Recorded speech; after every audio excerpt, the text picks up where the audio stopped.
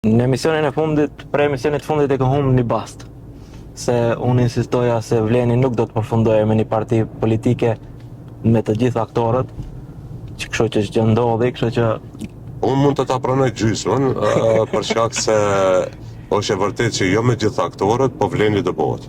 Kur? Edhe mendoj për javës tjetër fillon procedura e Vlenit. Kjo përfshin një zyrë PR-i bashkët, shtabet e përbashkëta? Po, një subjekt politik, i cili do ketë një shtab përbashkët, i cili do ketë një qendër informative, i cili do ketë kandidatët e përbashkët, programin e përbashkët, listat e këshilltarëve të përbashkët. Kryetar kur zgjedh?